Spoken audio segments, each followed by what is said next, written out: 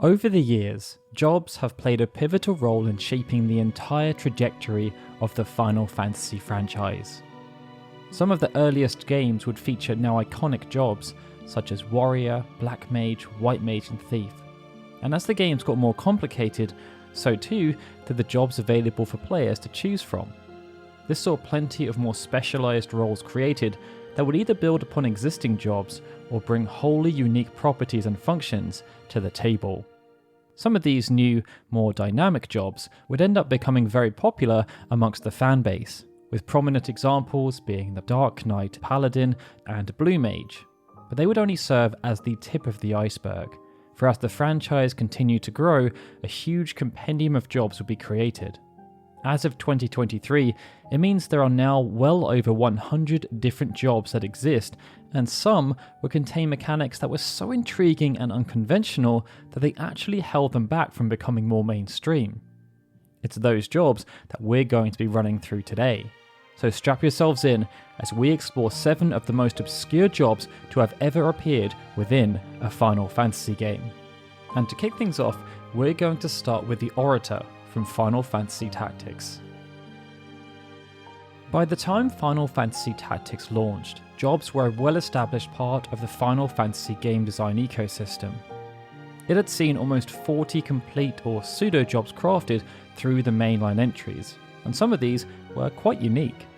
But as Final Fantasy Tactics was a spin-off, the developers were afforded a lot more creative license, and it meant that, on top of some of the established jobs returning, some of them were a bit more out there, and one of the most prominent examples was the Orator.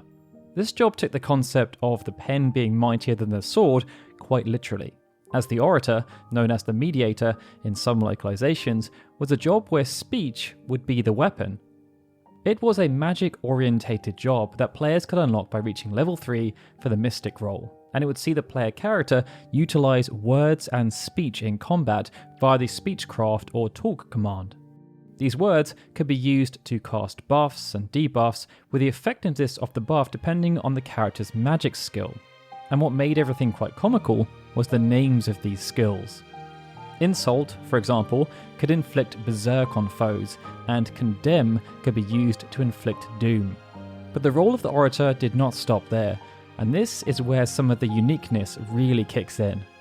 Orators could also use the Beg command to obtain gil from enemy characters, and Stall, an ability which would see the Orator engage in a conversation with an enemy, resetting their CT count and delaying their next turn. Further to this, Orators even had the ability to use Entice or Negotiate depending on the localization. This would persuade an enemy to become an ally, leading them to gain the Traitor status effect. And if this landed, it could really turn the tide of a combat scenario. As a collective package, this made the Orator a very interesting but somewhat situational job for players to use. And perhaps due to how niche it was, the Orator has seldom been seen throughout the rest of the franchise, except for a few cameo appearances in games such as Piglogica and Artnix. If the developers working on Final Fantasy Tactics were given plenty of creative license, then the developers working on Tactics Advance took those notions even further. And this led to the creation of a very curious job called the Morpher. The concept of utilizing monsters and their skills can be traced back to Final Fantasy V via the Beastmaster and Blue Mage jobs. Here the functions ranged from capturing and controlling monsters through to directly learning and using their skills. These particular roles would resurface in many different forms across many different games, having a general presence across the franchise. But this concept would then take an interesting turn in Tactics Advance through the inclusion of the Morpher job, as it was an attack-focused role in which the player could actually transform into a monster. This rather innovative job could be unlocked after mastering the Beastmaster job, and it was exclusive to the Numu race. And for it to actually function well in combat, the player would be required to do a decent amount of setup. That's because, similar to jobs such as the Blue Mage, where a character could only use spells that had been cast on them, the Morpher could only morph into enemies that had been captured and raised by hunters in the monster bank in Cyril. To take this further, as the Morphe would take on the skills and stats of the monster captured, this meant that hunters would need to capture high-level creatures to maximise the job's potential. The process of raising monsters could then get a bit complex as well, as some creatures would require different food than others, and this could make the whole thing become quite pricey. Should the prerequisites be fulfilled though, the Morpher job could be a real offensive force. But it was perhaps for this reason that it was cut from Tactics A2, as the amount of time, capital, and effort needed to make the most out of it would see it lacking in overall efficiency and utility, not to mention its innate turn-guzzling problems. If we're to stick with the theme of jobs that relate to controlling or utilising the powers of beasts, then Final Fantasy XI proposed an interesting twist. Beastmasters were available to players as part of the core package, and this would allow players to control the numerous enemies that they could find dotted throughout the world of Vana'diel. Treasures of Artugan then upped the ante by introducing the Puppetmaster. Unlocked after completing the No Strings Attached quest, those who then adopted the Puppetmaster job will be granted access to an automaton, which will be able to join them in combat as a commandable ally. Beyond that, players could then customize their automatons with accessory-like gears called attachments, and because of the high degree of customization available, the automaton would be quite flexible in terms of the supporting role it played. This versatility would also make the Puppetmaster job suitable as a support job for numerous other roles, including the warrior and the ninja. However, it wouldn't be without its drawbacks. To call upon their automatons, Puppetmasters would have to use an ability called Activate, but this functioned on a 10-minute timer. If an automaton were to fall in combat, players would then have to wait for the timer to reset before they could call upon it again. Additionally, building and managing automatons could be a very costly undertaking, as players would have to purchase a number of items like attachments to make the most out of them. This meant that the Puppetmaster would require a significant investment, something that made it a specialised role. And this was shown during the 11th player census from 2011, which showed that, according to the in-game data, only 0.51% of players had pursued it as a main job, with the criteria for this classification being that a player had leveled it up to at least level 6. Final Fantasy X-2 would offer its own dynamic spin on the job system called the Dress Sphere system. One of the elements that made it so dynamic was garment grids, and these allowed players to switch between pre-assigned jobs in the middle of an encounter. Many of these jobs would be traditional, pulling from the original Final Fantasy, as well as Final Fantasy 3 and 5, but there were also some rather creative entries, and one of the most intriguing has to be the Festivalist. Unlike every other job to have been featured in a Final Fantasy game up until this point, the Festivalist was not designed by a Square or Square Enix employee. Instead, the company decided to hold a competition where fans could submit their own ideas, and the winner was an 8-year-old girl. Festivalist was then added into the international version of Final Fantasy X-2, which would remain exclusive to Japan until the release of the HD remasters. Outside of its unique creation story, the Festivalist would stand out in combat, and this was where even more obscurity could be found. Even though there would be some crossover, each of the 3 characters would have a different set of active and passive abilities. Yuna would perhaps be the most unique, as even though her ability set encompassed offensive and defensive actions, the catch was that the player would not be able to choose the action performed. Instead, this would be determined by random number generation, depicted in-game by how Yuna's sandal landed after being kicked off. In the best case scenario, this would see Yuna casting Flare or even Ultima in conjunction with random status effects. Riku, on the other hand, would see her abilities focus around dealing and then chaining elemental damage via her Goldfish, with Holy being the ultimate spell, while Pain would use her Festival masks to inflict a variety of status ailments alongside dealing damage.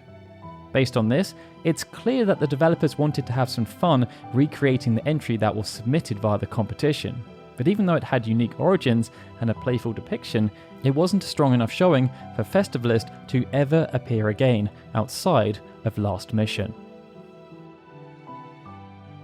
Final Fantasy The Four Heroes of Light was designed to be a modern adaptation of the 8-bit and 16-bit era Final Fantasy games. This meant numerous narrative and gameplay elements were pulled from those earlier Final Fantasy titles, and one of the most meaningful was jobs. For this game, they were renamed as crowns, but even though some typical jobs would be featured or reimagined, there was also room for some brand new ones to be created, and one of the most obscure has to be the Scribe. Now, One of the most fundamental elements of any game is progression, and players are almost always rewarded for progression through the acquisition of new gear, new powers, or through the narrative simply being disclosed. But in the Four Heroes of Light, thanks to how the Scribe crown worked, progression could be weaponized. After defeating the adventurer and the faithful fox in the Trial Tower, the Scribe crown could be obtained, and its range of abilities would include time, wireless, crown, and completion. The time skill would manifest as a potent attack, with its damage growing in proportion to the accumulated minutes of game time, and wireless would operate as a magical attack, with its damage correlated to engagement with the multiplayer mode. Crown would then restore HP with the amount determined by the number of crowns the player had mastered, and last but not least would be completion. This ability would assess how much of the game had been completed, which would relate to the mastery of crowns at level 3, the completion of all extra dungeons, the opening of treasure chests, and even more eccentric feats such as speaking with every animal while in animal form. The result would then be the completion ability boosting a player's status level depending on how much had been accomplished against the aforementioned feats. In light of this, it means the Scribe crown had the potential to be the strongest crown in the game. However, it would come at a considerable cost, especially for those who preferred more casual, single-player experiences. Next, we have the Scholar. Now, I know what you're probably thinking. The Scholar has appeared in Final Fantasy XI and XIV, so it can't be that obscure. And in some regards, that's a correct assessment, but it's also missing an important detail. Even though the MMO iterations of the Scholar share the same name as the job that appeared in Final Fantasy III, the in-game function is very different. In Final Fantasy III, the Scholar could be obtained from the Fire Crystal, and this was the case in the original Famicom release and the 3D remake. But even between these two versions, there were some tweaks as to how the job functioned, and this in itself is rather interesting. As, well, the Scholar provided utility to the party in a way that had never been seen before and has seldom been seen since. For one, they could use books as weapons, and this didn't just relate to magic, but also melee combat application. But the main purpose was not for scholars to deal damage, it was instead to study foes by gauging their HP values and identifying any weaknesses they might have. Their command abilities would therefore include Scan, which would divulge any weaknesses, and Peep, which would reveal their HP.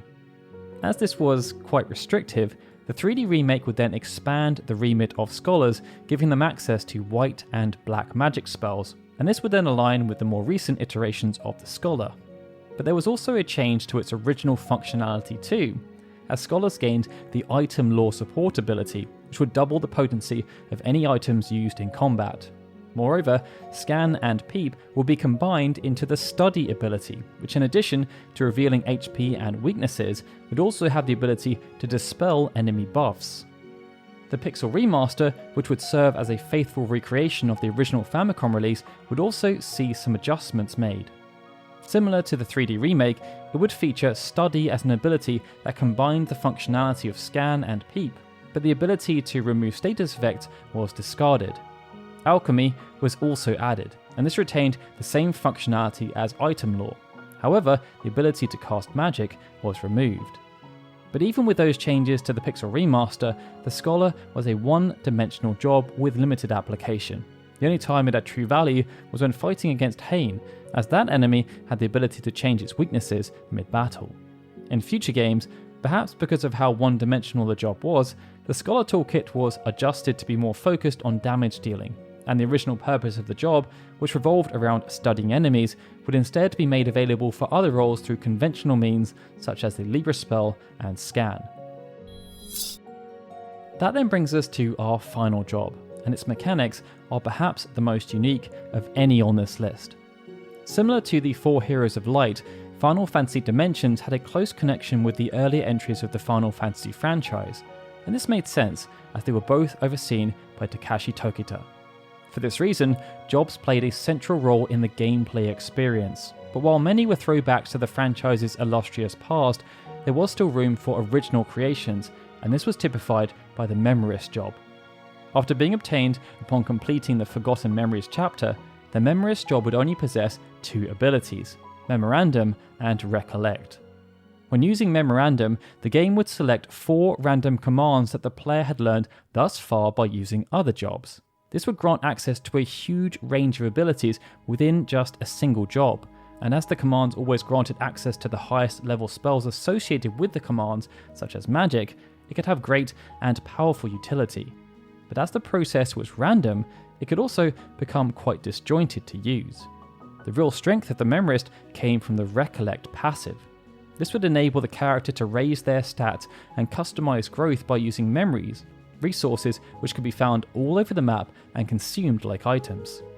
This functioned in a similar way to finding the chocographs in Final Fantasy IX, as players could search around the world to hunt down a total of 46 memories, with there being 3 different types of memories that could be found, which each added a different number of stat points. Small memories would add 3 points, lovely memories would add 5, and valuable memories would add 10. Memories could often and appropriately be found in places where significant events in the main story had taken place, but they would only be visible with a Memorist in the party. These 2 abilities combined to make for quite the novel job.